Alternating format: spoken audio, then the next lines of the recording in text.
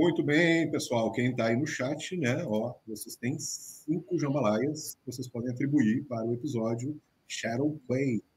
E aí eu vou começar perguntando, então, para o Kleber. Kleber que está do meu lado. E aí, Kleber? Por favor, né? Quero saber quantas jambalaias, né? Disserte aí por que o número de jambalaias que tu vai atribuir. É contigo. Beleza, é um episódio legal, leve, né? Como a gente disse no início. As histórias são bem amarradinhas a, com a temporada, com a série, com a narrativa de Deep Space Nine. Assim, como eu disse antes também, tem ali uma amarração, um fechamento, ou pelo menos uma continuidade de algumas coisas, alguns elementos da narrativa que foram colocados antes, né? A relação ali da Kira com o Barel, né? O próprio a própria questão do Jake, né, entrar na frota ou não, e o desejo do Sisko de que isso acontecesse. Você tem ali também uma menção ao domínio, você tem o Odo falando um pouco da sua relação com as pessoas, né, no momento em que ele estava ainda no laboratório, essa coisa toda. Né? O Eduardo lembrou aí agora do O'Brien, violoncelista. Né? Então, assim, você tem elementos ligados à narrativa de Star Trek como um todo, e isso é muito legal. As histórias não são ruins, né?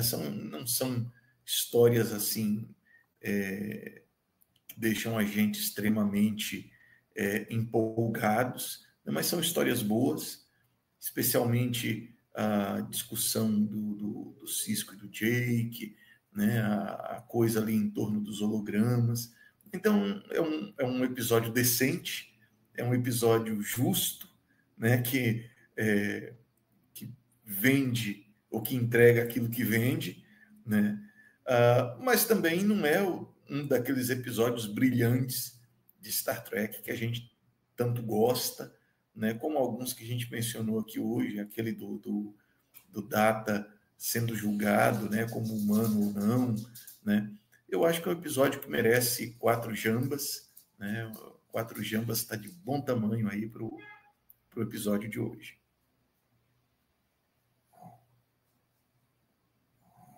Tá sem áudio. Sem áudio. Opa, agora vai. Muito bem, Kleber. 4 jambas, Shadow Play. Então vamos ouvir agora o Silvio. Vamos. Eu concordo com os críticos, né, que eu li lá no começo. Concordo praticamente com todos eles. Tenho mais afinidade, talvez, com o do blog do Dux Review, né, que diz que esse é um episódio que poderia ter sido desenvolvido na nova geração, ou talvez até na série clássica, né? Também acho. Claro, né? Para localizar o episódio, para localizar o tema de um planeta desconhecido e a diversidade, infinitas diversidades ali e tal, para localizar aquilo em DS9, você tem o fato de que aqueles personagens estão lá por conta do domínio.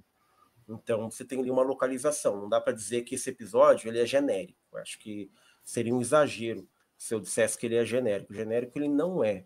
Mas é sim um tema que a gente já viu decorrer, né, em vários outros momentos em Star Trek. Nesse ponto, interpretando do lado positivo, a gente pode dizer então que é um episódio clássico de Star Trek, mas não clássico de DS9. Não é um episódio clássico, que é o que vai fazer a gente gostar tanto de DS9. Ele não vai ter esses elementos tão bacanas e característicos que vão fazer nós gostarmos tanto, né, dessa série. Para não desgostar ou para não desdenhar desse episódio, a gente tem a trama do Jake junto com seu pai, que marca o início de uma trajetória de um personagem incrível. Eu diria que marca o início dos dois, onde o Sisko apoia o Jake na decisão que ele toma, e o Jake decide fazer da sua vida a sua própria história, né? E não aquilo que ele quer, que o pai dele quer que ele seja. Então a gente tem aí um ponto que a gente não pode desdenhar. Mas é um episódio leve, né, com um happy end aí no final em todos os sentidos, né? A Kira, inclusive, consegue um happy end para ela bem bacana, né? Que ela queria desde o começo, desde a primeira temporada, ela finalmente consegue um final feliz para ela ali, né? Pena que ele não vai durar muito, né? Pena que não vai durar muito. Mas ela consegue lá um final feliz para ela. Ela consegue um happy end ali, um namorico, o Jake fica feliz, até os hologramas ficam felizes no final, todo mundo contente. É um episódio suave, doce, leve, gostoso de assistir, né? Mas de uma trama que é bem básica. Eu coloco para esse episódio 3 jambalaias, eu acho que 3 tá legal. Né? Talvez pudesse dar até 3,5, mas aí vocês não deixam dar 3,5, né? Só posso dar até 3, então fica 3 nesse caso.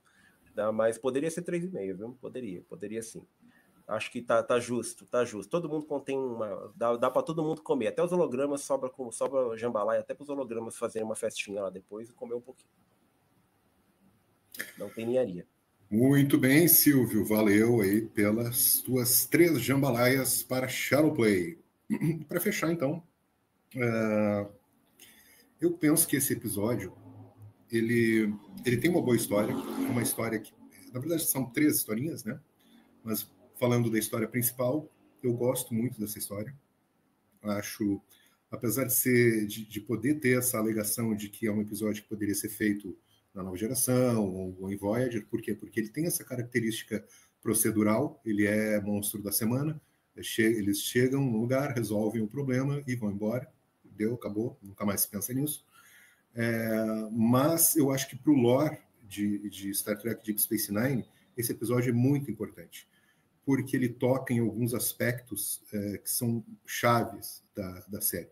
Ele toca na questão da ocupação, quando a gente vê o diálogo ríspido da Kira com o Quark, né? Então ele dá uma densidade na relação entre esses 2 personagens que é mediada pela ocupação, e a ocupação é algo elementar em Star Trek Deep Space Nine, né? A história da ocupação de Bajor. Ele também então tem isso, né? Que é muito importante para esse pano de fundo da série, é importante. Ele fala também do Dominion, que a partir de agora vai ser, não de agora, mas, né, aí, final da série e início da 3ª temporada, aí nós vamos ter essa presença desse grande inimigo chamado Dominion, que é uma anti-federação, né, que é uma federação de planetas, mas que é unida não pelos ideais de cooperação e de paz, de harmonia da federação, mas é unida pela força, né, pelos fundadores, que são o povo do Odo. Então, eu acho que ele mencionar o Dominion pela 3ª vez na temporada, vindo assim, como eles já mostra como o pessoal já vinha pensando em construir algo que fosse bem serializado, né, e que tivesse aspectos muito fortes e permanentes, como o Dominion vai ser a partir de agora, né, a partir de logo. Então, acho que a menção do Domínio e mostrar, como o Silvio estava falando, e o Kleber, que é um povo que foi afetado pelo Domínio, a gente já fica conhecendo, né, um pouco do caráter tirânico deles, então já vai dando, né, vai criando um clima, né, como aquele do Galvão Bueno, vai se criando um clima terrível, né, aquele meme. Então, já está se criando esse clima, né, para a chegada do Dominion aí no final da 2ª temporada. E depois, no início da 3ª, tem aqueles 2 episódios maravilhosos onde eles realmente revelam o Dominion, né? O que mais? A questão do Jake, né? Então, outra coisa extremamente importante, porque isso aí vai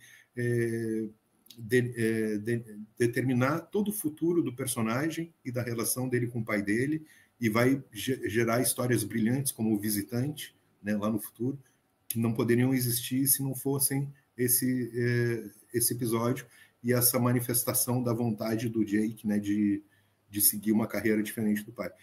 E também trazer continuidade do O'Brien, né, como violoncelista e tal. Eu acho que é um episódio que é muito importante nesse aspecto, do lore da série, do pano de fundo, né, do contexto, de toda a mitologia, todas as informações que são mobilizadas aí, que vão construindo essa grande narrativa que é Deep Space Nine. Então, para mim, gente, né, 4 jambalaias em função de tudo isso, né, porque evidentemente não é um episódio que fica no mesmo nível de outros episódios que a gente dá 5 jambalaias, mas considero um episódio muito bom, muito divertido de assistir, muito leve. A questão do Odo também é muito legal, de mostrar que o Odo tem uma outra faceta, né?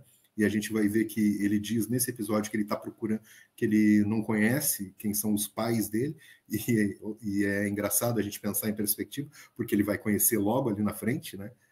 Quem são, e vai ter e é uma descoberta trágica, né? E isso vai ter um impacto também em todo o desenvolvimento dele na série, da guerra com o Dominion, da relação com a Kira e tal, né? Mas tem aquela história da Kira com o Barel, que eu acho meio chatinha, assim, acho que é o ponto mais baixo do episódio. E, né, o Barel, depois, coitado, é um personagem importante. Apesar de eu achar ele meio chato, ele é importante, né? Ele tem um papel importante, ele vai morrer de uma maneira heróica depois, e acho que é importante também ter ele nesse episódio. Então é isso. 4, né? E aí ficamos 4 mais 3, ficou 4 jambalaias para Shadow Play. Oficializado agora pelo apenas um tracker. Muito bem. Vamos ver se tem comentários. Ó. Cadê as jambas do John? Mas o João não viu esse episódio, acho que não tem como dar jambas. Ele pode dar jambas para nós, aí ele vai dar 5 jambas, claro, para nossa discussão aqui, né? Generic Photonics. Tá bom, Eve, tá bom. Dizem que a Eve torcia pro Dominion. É verdade. Federação do Slime reunidos. O Dominion era. Dá 2 jambalaias? Tá bom, Eve. Ô, louco, não, tá muito baixo. Não, muito baixo aí, não. Nossa, pior que o Silvio. Tá mais severa que o Silvio. Não. O episódio é bom. O episódio não é ruim. O episódio é bom. Doce, bonito. Eu não encontrei um tracker falando mal desse episódio. A Eve foi a primeira.